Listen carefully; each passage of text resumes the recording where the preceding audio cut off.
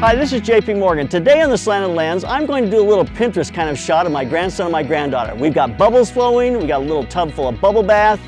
We're going to look at reflectors, how to use it for a reflector and to finesse it on the face. We're going to look at the new light reach with a grid and without a grid, and then we'll just use a simple reflector as a fill light. So let's get started and see what we can do.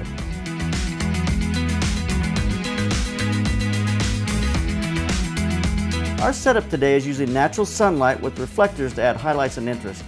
You know, when I'm outside, I like to get the sun into a backlight position. I know I've said that probably a million times. I don't want it low so it's reflecting into the lens, but I want it high and rim lighting my set or my people. This backlight gives me a nice dark background and rims the talent on set. This is a good starting point for our light. Now you can shape your light and not have to deal with hard light on people's faces. Using your sun as a backlight, you're going to first control it with your exposure.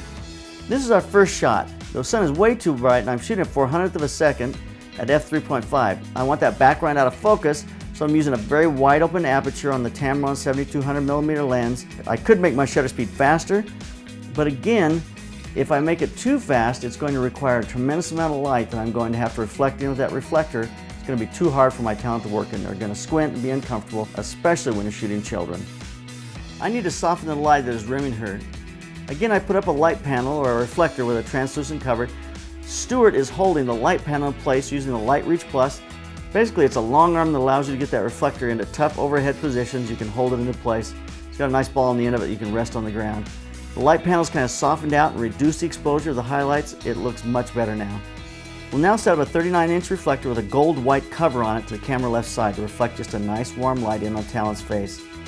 It's important not to reflect in too much, so you kind of feather the light source away from the talent until the light just kind of softly wraps and opens up their face just a little bit. You're not using the hard center of the reflector, you're kind of turning it, so you're just using a little bit of the soft edge of the reflector just to open up their faces a little bit. I have even at times put a piece of diffusion material between the reflector and the talent. Bounce that reflector into the diffusion, let that be a nice soft glow on them. I place this on a stand with a bracket that Photoflex makes to keep it into place. It's just kind of nice because you don't need another person, but this light is going to need constant attention because the sun is always changing, so someone's going to have to be on there adjusting it, making sure it's in the right place, just paying close attention to it. I chose to put the light on the camera left side in a strong split light position because I wanted the light in a position that would allow me to do some really strong profiles. I think that's a gorgeous light. We now added a white reflector from camera right. It's a very subtle look, but it's there just to open up our shadows just a bit. This is a soft white reflector. You just kind of push it in until it starts to open up the shadows. As we rolled into this shoot, I just started and really liked this profile shot, so each one of the talent I'd put in, I'd shoot some of the profile images before I turned them into the split light. Here's some of those profile shots that we did. Here's just an array of some of the final images that we shot that day. There's a variety of things with more bubbles, less bubbles, a little bit of bokeh because of the background and that long lens with a shallow depth of field. Just a nice setup. During the shoot, I switched to a wide lens and shot some at 30mm on that 16 to 35mm lens. I think it's just a cool change up. Now, I'm still keeping an aperture at 3.5 or 4 because I'm trying to get as shallow depth of field as possible, although with that wide lens it's hard to have a shallow depth of field. But it's just an interesting look. Here's the long lens, 200mm at f2.8. This long lens creates a really nice bokeh in the background. It isolates the subject and compresses the space. It's a really pretty look. Change up the lenses, look at the difference. It'll change the scene completely as you change to a different lens. By keeping the light around towards the front and then I turned the tub just a little bit, I was able to get a nice profile shot of my granddaughter on the right hand side and a nice split light on my grandson on the left hand side. The light needed to be just in the right place and the tub turned just right to be able to pick them both up in a nice light. The nice thing about a setup like this is you can move right into doing video.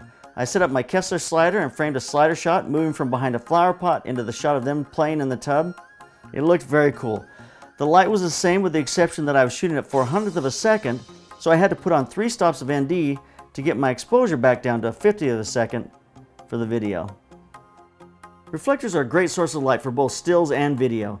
Using a translucent cover to soften the hard highlights and to create a nice soft area to work in, and then using a harder light source like a gold white or a white reflector to reflect a pleasing highlight back into on your talent's face is a great place to start.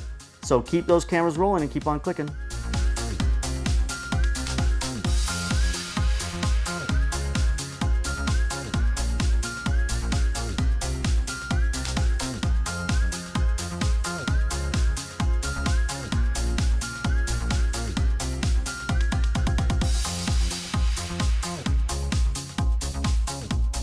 Don't forget to sign up for the Slanted Lens. We have a lot of incredible things coming. We have a business coaching class that will help you run your business.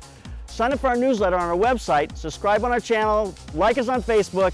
You've got to take us serious like a man who's standing here talking to you in a big group of bubbles. If this isn't ridiculous, next I'm going to dance with a skirt. So sign up for the Slanted Lens. Make sure you don't miss out on any of the exciting things we have coming.